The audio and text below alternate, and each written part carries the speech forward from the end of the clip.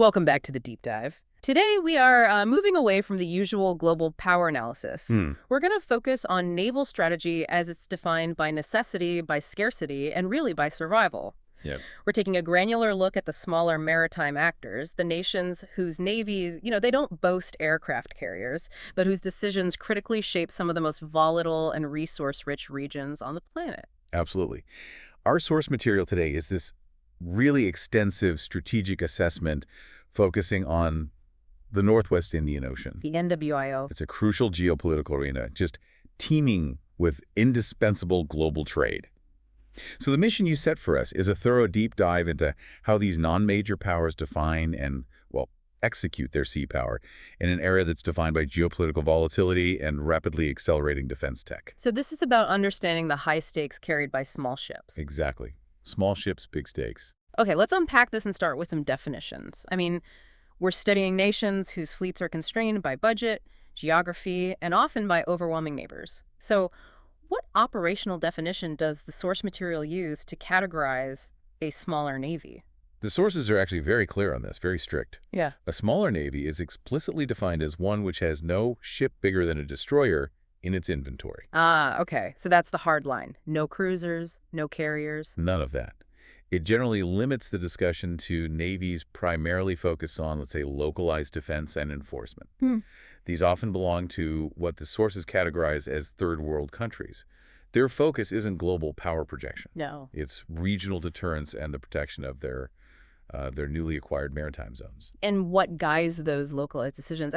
We hear the term maritime strategy, but for a small state, that must be radically different from, say, U.S. or Chinese naval doctrine. Oh, fundamentally different. Maritime strategy, as it's defined here, is the conviction of a nation to use all its available assets, political leverage, social cohesion, economic strength, and, of course, maritime hardware, to promote and safeguard its maritime interests. Okay. But crucially, the sources hammer home that the scope and the means of this strategy are directly proportional to two key factors. And what are those?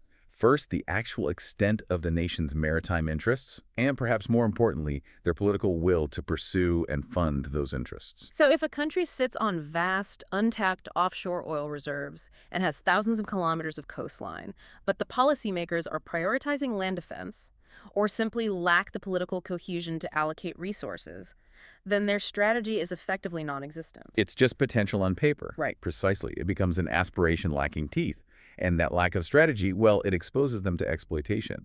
This reality brings us immediately to the core concepts of sea power, and it really illustrates the chasm between what a major power can afford and what a smaller nation has to settle for. Let's start with the classical model, then. The goal that historically defined naval superiority, as championed by strategists like Mahan. Right, that's command of the sea. It's the traditional aspirational definition, but it's limited strictly to major powers. Okay. It means having the overwhelming capacity to project military power globally and at the same time to prevent your enemies from doing the same across vast expanses of ocean.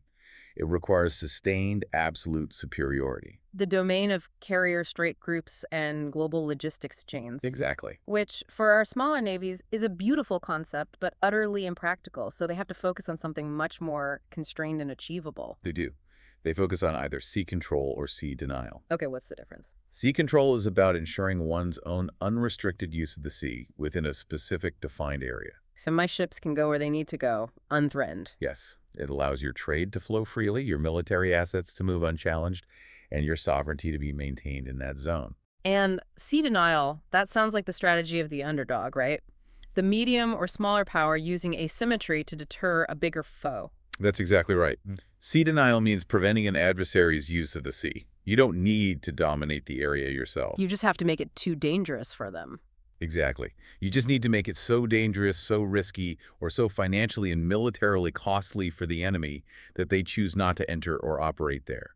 It is the strategy of asymmetric cost imposition. It relies on smart weapons and stealth. This distinction is crucial for understanding budget allocation. Can we use a regional example to illustrate how geography dictates whether a state pursues sea control or sea denial? Yes, the source gives a great one. It contrasts Iran and Iraq based purely on geography. Iran, with its massive coastline stretching from the Gulf of Oman deep into the Persian Gulf, has numerous scattered ports and critical maritime infrastructure. So they have a lot to defend over a huge area. A huge area. To sustain and defend those scattered assets, Iran inherently needs to ensure sea control over that large area. This is a massive resource burden, but it's a necessity for defending its expansive interests. Whereas Iraq's needs are far more focused. Precisely. Iraq has a very small sea corridor relative to Iran. Therefore, Iraq's strategic objective is simply to deny that small, constrained sea stretch to any adversary. A much more focused and I assume cheaper objective. Much more resource efficient. You can achieve sea denial with sophisticated mine warfare, coastal artillery, fast missile boats, these submarines, and large surface combatants for sea control. That reframes the entire discussion. It's not about ambition. It's about geographic reality forcing a strategic choice that conserves precious resources. It is the ultimate expression of maximizing limited resources against a defined, constrained geographic or threat area. Okay, so beyond missiles and combat vessels, the elements of sea power are far more comprehensive. The source details the essential elements needed for a navy to actually function beyond just, fighting. These comprehensive elements, as systematized by E.B. Potter, are foundational. First, you have ports and harbors. Right. These are not just places to dock. They are vital bases for sustained logistical and industrial operations. And they're also focal points for maritime economic development. Mahan's analogy holds true, then. It does. Maybe more for small navies than any other. Without bases, a navy is like a bird, unable to fly far from its own shores. Bases provide essential endurance and depth to your operations. If you can't quickly repair complex damage or refuel at a forward base, your entire operational radius shrinks dramatically. It evaporates. The second pillar is the merchant marine. This is the capacity to sustain a nation's trade using its own flagged vessels, importing raw materials, food, oil, military hardware, and carrying exports. A national fleet. A robust national merchant marine. It provides critical resilience during crises or wartime, ensuring your supply lines aren't at the mercy of foreign policy. But the source noted a significant global decline in national merchant fleets, especially in developing nations. What's driving this crisis? It's largely a harsh economic reality combined with deregulation. You have the rise of flags of convenience. Ah, the open registries. Exactly. Countries like Liberia, Panama, Cyprus, they offer these open registries that allow ship owners worldwide to cut costs drastically. How so? By using cheaper crews, avoiding stricter environmental and safety regulations, and minimizing taxation imposed by their home countries.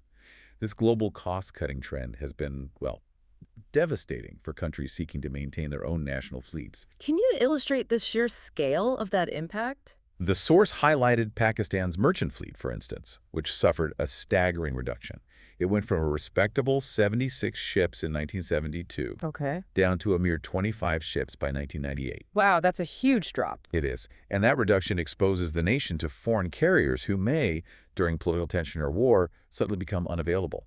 Or they impose prohibitively high rates. It creates a massive economic and military vulnerability. A profound national security risk disguised as an economic efficiency move. And the third major pillar. Ocean economic resources. This extends far beyond traditional fishing rights, though that is important. We're talking about what's under the water. The seabed. It contains vast, lucrative mineral reserves, bauxite, cobalt, manganese, industrial diamonds, all essential for the industrialized world's production of everything from weapons to airframes. And of course, the sea also provides cheaper transportation routes globally. Littoral states need naval forces not just for defense, but to enforce their legitimate claim over these valuable resources. Speaking of claims, we have to discuss the legal framework that fundamentally changed the geometry of sea power for these nations. The United Nations Convention on the Law of the Sea, UNCLS. UNCLS was the single largest geopolitical and legal shift in maritime history, a real game changer. In what way? It created new, internationally recognized legal regimes that granted massive new rights to littoral states. It defined the territorial sea, 12 nautical miles where a nation has full sovereignty, the contiguous zone, out to 24 nautical miles for customs and security, and the absolutely crucial centerpiece, the exclusive economic zone, or EEZ. The EEZ, extending 200 nautical miles, is often described as granting entire new territories to these states. How does it functionally transform their resource base? It confers enormous new resource-related rights over the water column, the seabed and the subsoil, up to 200 nautical miles. And in some strategic cases, rights over the continental shelf can extend even further, up to 350 nautical miles. So resources that were once international property. Suddenly belong exclusively to the coastal nation. The source provided a vivid analogy, stating that nations like Pakistan began viewing their EEZ as their fifth and the largest province. That is a staggering implication. A new province that must be protected, surveyed, and managed. Exactly. For many countries, this new maritime area is geometrically larger than their landmass. Pakistan's EZ, for example, is about 240,000 square kilometers. Which is huge. It is. So this new legal reality automatically created the military compulsion to invest in naval forces simply to patrol and defend this massive, resource-rich territory against encroachment, illegal fishing, and smuggling. Without naval power, the EEZ is just a line on a map. But with it, it's economic sovereignty. Precisely. That sets the stage for the intense pressure in the region. Let's move to Section 3 and establish why the Northwest Indian Ocean is so globally critical, placing these smaller navies under such sustained scrutiny. The NWIO is, well, it's arguably the economic heart of the global energy supply. It holds an estimated 60% of the world's crude oil reserves. No other single maritime region has such concentrated vital wealth. And the flow of traffic through the choke points is just constant. The Strait of Hormuz alone sees approximately 200 tankers passing through daily. 200 a day. Imagine the consequences of even a short, localized disruption, say a day or two of closure. Yeah. It would instantly paralyze the economies of the industrialized West, spike global oil prices to historic highs, and destabilize the oil-producing nations that rely entirely on that foreign revenue stream. So this systemic risk necessitates a sustained vested interest from external major powers. Absolutely. Let's detail those external interests, starting with the dominant presence, the U.S. and its allies. What are their core motives for permanent engagement? Their core objectives are tripartite. First, the unwavering protection of sea lines of communication, SLOCs, for oil flow and general trade. Number one priority. Always. Second, securing their massive investments in the region, not just in oil fields, but in infrastructure. And third, establishing fertile markets, which includes extremely lucrative defense sales. Right. The deployment of advanced warships and persistent engagement allows them to justify access to regional facilities and maintain the capability to surge additional forces during a crisis. What about Russia? Their motives post-Cold War seem more strategically pragmatic, linking the Indian Ocean to their domestic economic interests. That's a key point. For Russia, the Indian Ocean route is a critical economic SLOC because using the maritime route to ship goods from European Russia to her far eastern provinces. It costs less than half as much as using the Trans-Siberian Railway or the ice-bound Arctic routes. Which are often closed, right? Often closed due to ice. So it's a huge economic driver. Geopolitically, Russia is seen by some observers as seeking influence by potentially leading a have-not alliance, a group of nations rejecting the Western-dominated secondary status by offering diplomatic and military support. And the huge Asian manufacturing hubs, China and Japan, their reliance is purely existential. Absolutely. Both are existentially dependent on the NWIO for trade and, crucially, for Gulf oil. For China specifically, the ocean is viewed as vital for accessing future markets in the Third World, covering South Asia, West Asia, and Africa. Their growing naval capability and port access agreements. They reflect a determination to protect this essential economic lifeline. So we have a very crowded theater. Let's now look at the regional flashpoints, the volatility among the littoral states themselves, which just exacerbates the tension. The Gulf region is incredibly unstable. It's characterized by historical mistrust and unresolved disputes. Beyond the perennial tension involving Iran and Iraq, there is serious friction among the Arab nations themselves. For instance? Well, the 1986 dispute between Bahrain and Qatar over coral reefs nearly escalated into war. And Saudi Arabia and Qatar had an armed border clash as recently as 1992. This internal suspicion is deep and corrosive. That kind of friction must render unified military cooperation effectively impossible. It does. It illustrates the inherent fragility of the Gulf Cooperation Council, the GCC, particularly concerning military cooperation. They can't agree on a unified defense posture. So that leads to A dependence on external Western powers and a preference for bilateral defense treaties. Kuwait is the prime example. Their defense minister was quoted as saying, "Their security solution lies in the friends you have, not the weapons you have," openly preferring Western military presence. The strategic lessons these littoral states learned during the Gulf War must have reinforced this reliance on outside powers while also highlighting the power of asymmetric warfare. The Gulf War was a strategic wake-up call, a modern laboratory for smaller navies. They internalized three brutal lessons. First, the devastating effectiveness of a naval blockade. Economic strangulation. Exactly. It demonstrated that economic strangulation through denied sea access can force a regime's collapse before a single shot is even fired. Second, the surprising potency of low-tech deterrence. Indeed, the threat of mine warfare. Though the Iraqi mines were often primitive, they successfully damaged two highly advanced U.S. Navy ships, the USS Princeton and the USS Tripoli. And critically, these mines completely halted the planned U.S. amphibious assault on Kuwait. So a relatively cheap asset paralyzed a technologically superior force. And changed the strategic outcome is a huge lesson. And the third lesson confirmed the crucial role of modern, highly sophisticated technology that smaller navies must somehow acquire. That's the need for modern C3I command, control, communication, and intelligence electronic warfare, EW, and modern missilery. The Allied forces used these systems in a coordinated way to achieve a complete rout. It showed that raw numbers mean very little if your enemy can't communicate, command, or see your forces. Let's focus on Pakistan's specific dilemma, which the source describes as being deeply rooted in the Kashmir nexus. What does that mean? Pakistan's foreign policy, particularly regarding the Middle East, was historically rooted in pan-Islamism. They provided staunch support for Arab causes, including the anti-Zionist stance. Right. However, this has rarely resulted in reciprocal, meaningful support from Arab states on Pakistan's primary security concern, the Kashmir dispute. Meaning the Arab states are prioritizing domestic and national interests over ideological solidarity. Precisely. Arab nations, fearful of secessionist or separatist movements within their own borders, have shown reluctance to openly support the self-determination cause in Kashmir. This lack of reciprocal action suggests that Pakistan needs to urgently adopt a more pragmatic, nationalistic foreign policy. And other countries in the region. Mirroring countries like Turkey and Egypt, which tailored their policies purely to their national interests, like Egypt recognizing Israel when it served its security calculus. The sources also detail a growing concern regarding a potential India axis involving traditionally close friends of Pakistan, China, and Iran. That must register as a severe diplomatic threat. It's a profound geopolitical shift that illustrates the temporary nature of international alliances when economic interests clash. India successfully worked with both China and Iran to postpone voting on a Pakistani resolution regarding human rights issues in Kashmir. Wow. This specific diplomatic maneuver led to the propagation of the concept of an India-China-Iran axis, driven by overlapping economic, energy, and diplomatic benefits that briefly trumped historical alignment with Pakistan.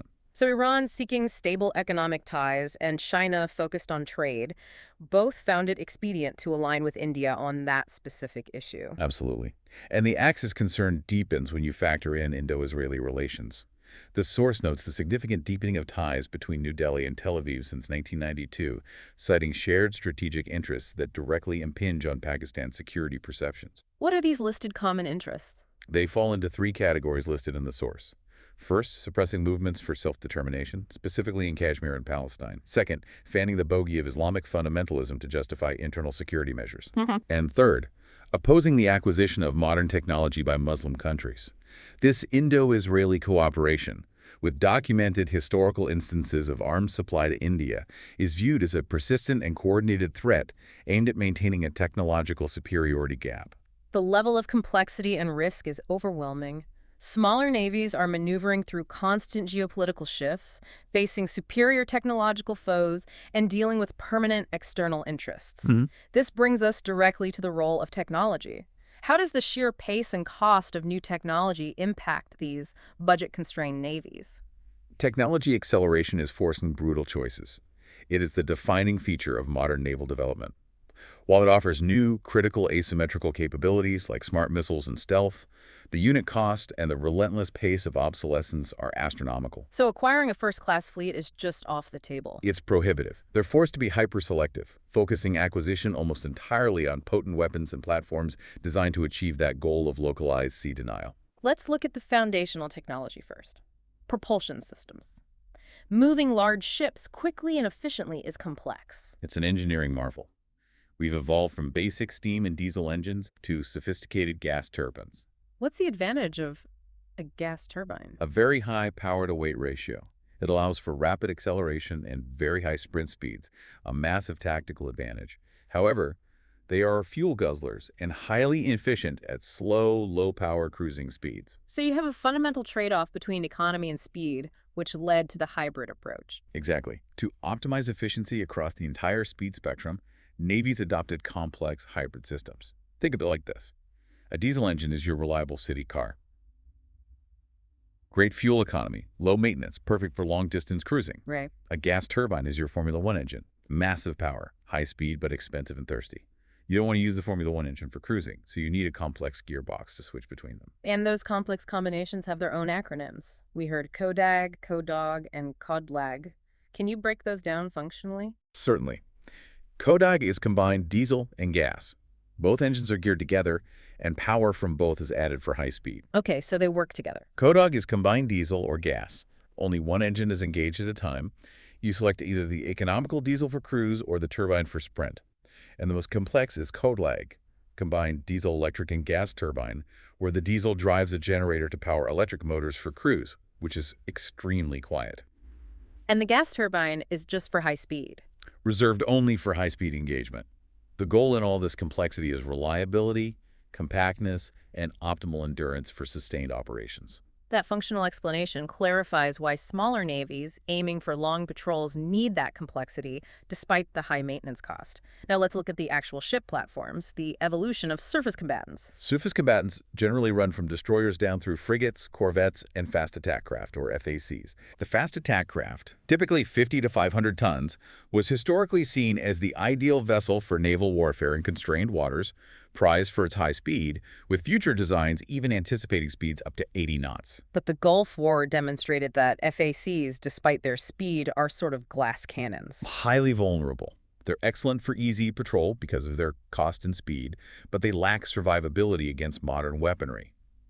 The source cited the Gulf War example where Iraqi FACs were easily destroyed by anti-ship missiles, ASMs launched from helicopters.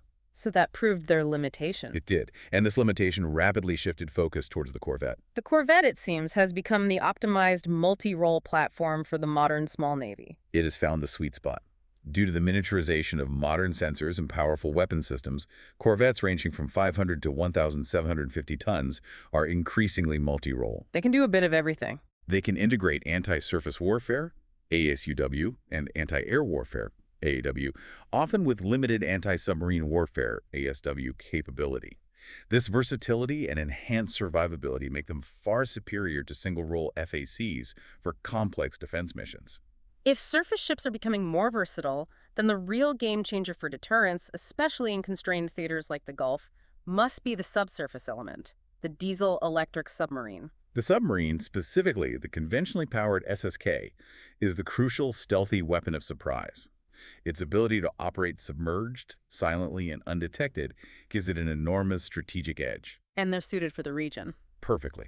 Diesel-electric submarines like the French Daphne and Augusta classes or the German 209s are highly sophisticated, exceptionally quiet, and perfectly suited for the shallow, complex waters and choke points of the Gulf region where larger nuclear subs might struggle. We heard about Iran's induction of Kilo-class subs. Was that purely a sea denial move or something bigger? It was viewed as a noted strategic shift towards achieving a limited sea control capacity, forcing any potential adversary to allocate vast, expensive resources purely for counter-threat operations. And there's new tech making these even more dangerous. The ongoing development of air-independent propulsion, AIP technology, such as found in the Swedish Gotland class, is revolutionizing SSK operations. Can you break down what AIP actually does for a conventional submarine? Sure.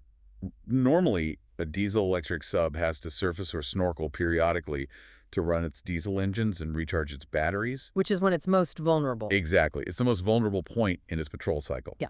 AIP technology allows the submarine to generate power while fully submerged. So it can stay down for much longer. Vastly longer. It gives it underwater endurance lasting weeks rather than days.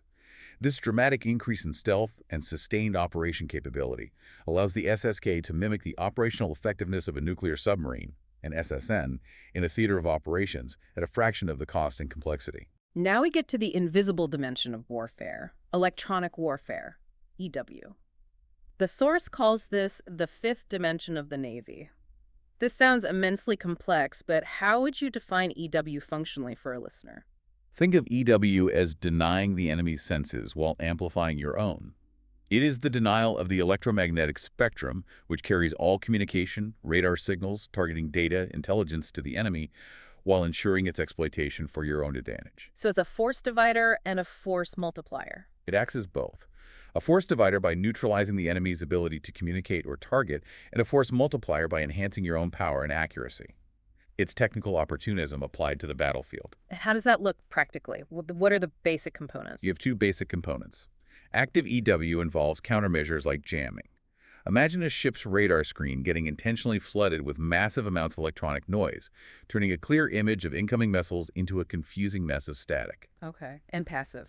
Passive EW is about listening quietly, intercepting enemy signals, communications, and radar emissions to build a complete intelligence picture without revealing your own position. And the Gulf War provided the ultimate stark example of EW effectiveness, specifically regarding command, control, communication, and intelligence C3I. It is the seminal case study. C3I is the nervous system of any modern military. The Allies virtually blocked out Iraqi usage of the electromagnetic spectrum. Active and passive electronic countermeasures were so effective that they denied the Iraqis even routine communication facilities and intelligence flow. So field commanders couldn't get orders? Recon aircrafts couldn't report findings, missile batteries couldn't get targeting data. The systematic disruption of the Iraqi C3I meant their forces were fighting blind and deaf. So C3I failure translates into chaos, turning a defeat into a complete rout. Precisely. If your forces are blind and deaf, their size and conventional strength mean nothing. For a small navy facing a numerically superior adversary, effective EW is absolutely indispensable for asymmetric survival. Moving to direct weapons, anti-ship missiles, ASMs, are the defining characteristic of modern naval lethality. They are. ASMs, like the Harpoon and Exocet, are lethal, smart weapons launched from surface, submarine, and air platforms. Their speed and accuracy have made the surface ship exceptionally vulnerable. The classic example being The 1967 sinking of an Israeli destroyer by an Egyptian FAC using a Soviet Styx missile. That was a historic moment demonstrating that the age of unchallenged surface superiority was over. So if offense is so potent and relatively affordable for smaller navies, how do they possibly afford defense, which seems to constantly lag behind offensive technology? This is the perpetual financial black hole. Defense is always more expensive and technologically demanding than offense. Ideally, a modern warship requires a layered defense system. Layered meaning? This includes long-range capabilities like airborne early warning, AEW, medium-range defense like fixed-wing air cover and surface-to-air missiles or SAMs, and finally short-range, last-ditch defense. That last-ditch defense includes what are known as CIWS. Correct. CIWS, or close-in weapon systems like the famous Phalanx, are automated rapid-fire Gatling guns designed to shoot down incoming missiles right before they hit the ship. And there are other measures too, right? Soft kill. Yes. That includes electronic decoys, chaff, and electronic countermeasures designed to confuse the missile's guidance system. The sheer cost and complexity of integrating all this technology means that achieving layered defense is financially and technologically grueling for smaller navies. Finally, we have to acknowledge the constraints on manpower and the industrial base. This is where the gap between the developed and developing nations becomes an unbridgeable chasm. The human factor is paramount. Naval service today is extremely technical. It requires skilled personnel to operate and maintain diverse, complex weapons, sensors, and C3I systems. And the sources point out they're getting equipment from all over the world. From up to 15 different countries of origin due to geopolitical limitations and financial constraints. Training personnel to maintain 15 different systems, from French subs to American sensors and Chinese missiles, that must be a logistical and financial nightmare. It's hugely expensive and incredibly complicated. Furthermore, many of these countries suffer from lower literacy rates compared to developed nations, and a severe brain drain of scientists and engineers. So they have to rely on outside help. Many smaller navies must rely on foreign advisors, instructors, and experts, sometimes for decades, to bridge that massive skilled manpower gap. While automation reduces the true size, the complexity of maintenance actually increases, requiring expensive foreign repair by replacement, which just enhances dependency. So dependency on foreign transfers seems unavoidable unless they can develop their own base. It is unavoidable. Their industrial base is often fragile, lacking the infrastructure and skilled workforce to sustain operations. The strategic direction, as noted in the source, has to be linking all future procurement to stringent technology transfer requirements and aggressively developing indigenous production capabilities, especially for crucial assets like submarines. Oh, okay.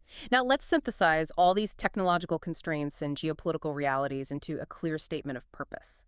Given their limitations, what are the primary roles that smaller navies must prioritize? The roles are categorized into military, policing, and diplomatic. The primary and existential military roles are maritime defense, so seaward defense of contiguous seas and conventional deterrence, and the protection of sea lines of communication, SLOCs. Which is vital for their economic trade. Absolutely. The policing role seems directly mandated by that UNCLOS expansion we talked about. Exactly. This role includes the indispensable task of protection of offshore resources, that's EEZ enforcement against poachers or illegal extraction, maintenance of national sovereignty, and routine non-combat duties like search and rescue, SARIS. This role has just dramatically increased in scope and cost since the adoption of the EEZ regime. And the diplomatic role. This is about soft power projection. It's the least essential, but still valuable. It involves flag showing demonstrating national prestige and the reach of state writ-conducting port, calls for goodwill, and providing assistance, such as token participation in UN embargoes or international mine clearance operations. Moving now to the regional assessment, let's compare naval strengths. We have to start with the dominant regional player, the Indian Navy. The Indian Navy is clearly the most balanced and aspirational fleet in the region. They are the only regional navy that possesses all four operational dimensions: surface, subsurface, air, and amphibious capability. And their strategic goal isn't just regional. Not at all. It's achieving a true blue water capability, meaning the ability to operate across vast oceans far from home ports. And their ambitions are massive, particularly in the realm of nuclear deterrence. They focus significant resources on the ambitious Advanced Technology Vessel, ATV nuclear submarine project, which was projected for completion around 2004. This signals their intent to project strategic deterrence deep into the territory of their adversaries. What about their overall force goals? Their ambitious force goal for 2010 included acquiring 3 aircraft carriers, 4 to 6 nuclear attack submarines, SSNs, and 820 conventional submarines, SSKs. This commitment really demonstrates their determination to dominate the entire Indian Ocean rim. The distinction between SSN nuclear attack and SSK conventional diesel is crucial here. What capabilities do those SSNs provide that SSKs cannot? The key is endurance and speed. An SSN is powered by a nuclear reactor.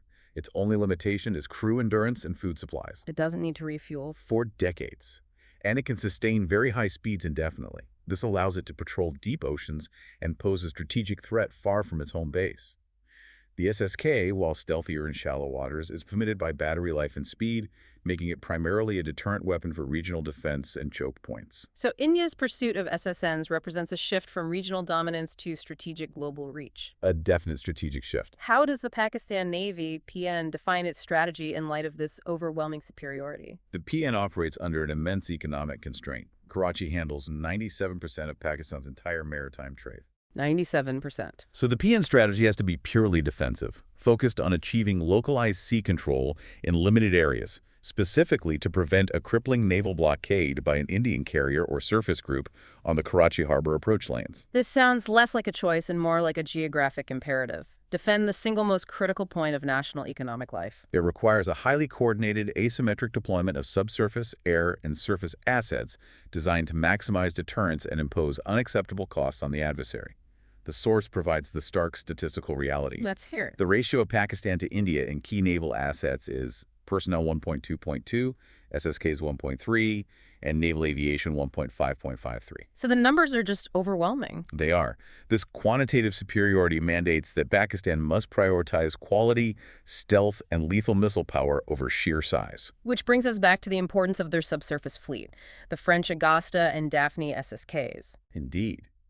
The source notes that Pakistan's subsurface inventory is regarded by many experts as an almost nuclear solution due to its lethality and deterrent effect in constrained waters. How so? If you can use a handful of submarines to threaten an adversary's multi-billion-dollar surface fleet, you achieve strategic deterrence, regardless of the fleet size disparity. What about the other Gulf navies? Are they pursuing deterrence or defense? They are primarily pursuing defense and resource protection. often backed by external powers. Saudi Arabia, for example, is building a credible maritime defense navy, acquiring sophisticated assets like French frigates and Harpoon missiles to cover responsibilities in both the Red Sea and the Gulf. And Oman. Oman maintains a modest but effective force, critically positioned at the Strait of Hormuz, focused on guarding the choke point and patrolling its long coastline. And the Iraqi Navy, despite its defeat in the Gulf War, provided that vital lesson about low-cost asymmetric deterrence. A vital lesson for every smaller navy. Even though their fleet was largely destroyed or confined to port, their deployment of effective minefields stopped the U.S. amphibious landing cold. Incredible. It demonstrated that even a severely weakened navy retains the capacity to significantly influence military activity in a constrained environment like the Gulf, simply by deploying cheap, potent denial assets. We transition now to the internal factors affecting Pakistan's sea power, starting with the untapped maritime potential available to them. Pakistan is geographically endowed with vast potential. While Karachi remains the priority port, the government has recognized the necessity of developing auxiliary infrastructure, notably the Ormara Naval Base and the deep-sea port at Gwadar. Gwadar is often mentioned as a massive strategic asset. Why is it so important, both economically and militarily? Gwadar offers monumental strategic depth. First, economically, it's ideally suited to serve Central Asian trade, offering a direct, secure land route from the landlocked states of Central Asia down to the Arabian Sea. Which cuts transit time and cost. Drastically.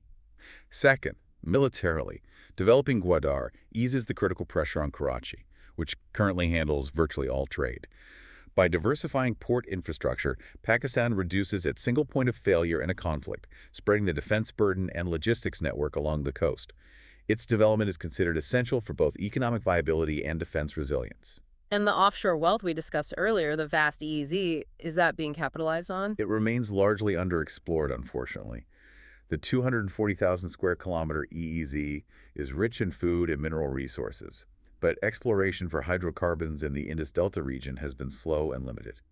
The source notes that only one gas well was tested and proved uneconomical, suggesting the potential is vast but untapped. It sounds like it demands more consistent exploration efforts. It does. The government has had to prioritize overall ocean management, given they inherited a minuscule maritime infrastructure at independence. This all suggests a problem of national priorities. What are the core domestic constraints preventing Pakistan from truly exploiting its potential and strengthening its sea power? The most compelling and deep-seated constraint is the persistent landlocked thinking among policymakers and the public. Landlocked thinking. The source repeatedly describes the Navy as a neglected service, reduced to a low priority.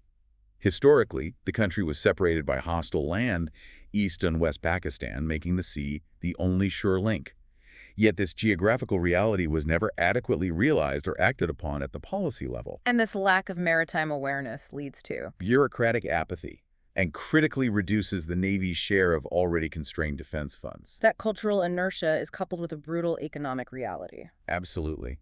The ailing economy and persistent financial constraints are paramount, and the impact of U.S. sanctions, specifically the Pressler Law, was severe and immediate, particularly devastating for the Navy. Can you detail the precise operational consequence of those sanctions on the fleet? The Navy was forced to return 8 modern leased frigates to the U.S. 8 of them. These were vessels that provided crucial anti-submarine warfare and anti-air warfare capability. While the public outcry focused heavily on the lost F-16 fighter jets for the Air Force, the Navy's substantial loss was largely ignored.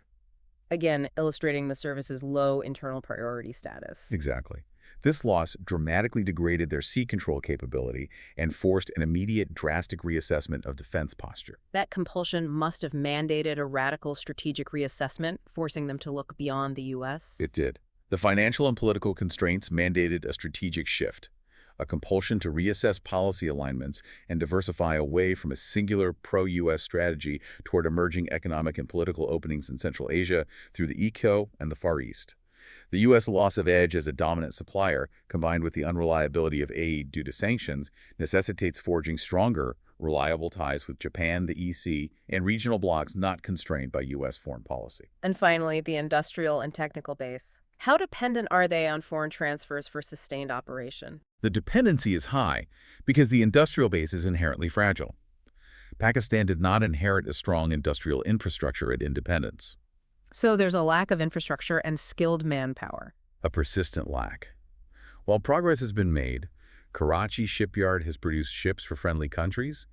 The overall base is weak, resulting in high dependency on foreign transfers for complex maintenance and repair. So indigenization of defense production remains the goal, but how can they realistically achieve it given these constraints? The source notes that the only sustainable path is coupling major acquisitions, such as submarines, with aggressive technology transfer requirements.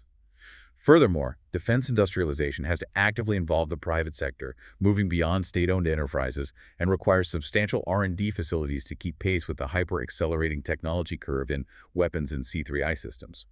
Without this indigenous capability, they remain perpetually vulnerable to political sanctions. We have covered a massive amount of detail here, from the theoretical concepts of sea denial versus sea control, to the specific geopolitical axis threatening regional stability and the complex technological systems that allow a small ship to pack a deadly punch. We have. The key takeaways confirm that for the literal states of the NWIO, sea power is not an option. It is an existential requirement dictated by oil flow and their vast, newly acquired EEZs. Right. And they have to carefully choose between the resource-intensive grand strategy of sea control and the more achievable defensive strategy of sea denial, a choice dictated largely by geography and budget. And the geopolitical pressures driven by oil are just relentless. The sustained presence of major external powers means that regional actors must constantly navigate shifting alliances, such as that unsettling tension surrounding the India-China-Iran axis and the implications of the deepening Indo-Israeli security ties. And what's fascinating here is how new technology, specifically electronic warfare, sophisticated C3I systems, and smart anti-ship missiles, has fundamentally changed the calculus. These technologies allow smaller navies to impose disproportionately high costs on a technologically superior adversary. Which fulfills the mandate of credible deterrence. Exactly. Finally, we saw the enduring challenges faced by nations like Pakistan in translating their vast maritime potential into real sea power due to persistent domestic constraints like that landlocked thinking and the severe economic limitations exacerbated by events like the Pressler Law that make sustained modernization incredibly difficult. Smaller navies are constantly burdened with careful planning and prioritizing their inventory commensurate with prepondering roles. They just can't afford excess capacity. The key to their survival is attaining the ability to hit the adversary where it hurts them most, thereby establishing a credible and non-negotiable deterrent.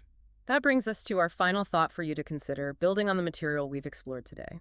We discussed how the Gulf War demonstrated that a low-cost minefield, deployed by a defeated navy, could successfully prevent a technologically superior amphibious assault force from operating. So in an era where asymmetrical warfare is empowered by new technology, whether it's through intelligent mines, highly effective electronic warfare, or standoff missiles, this raises an important question for you to consider. Does the sheer size of a fleet matter less than the quality of its weapons and the tenacity of its deterrence? If a few well-placed, low-cost assets can shut down a multi-billion-dollar operation, what is the new metric for true naval power?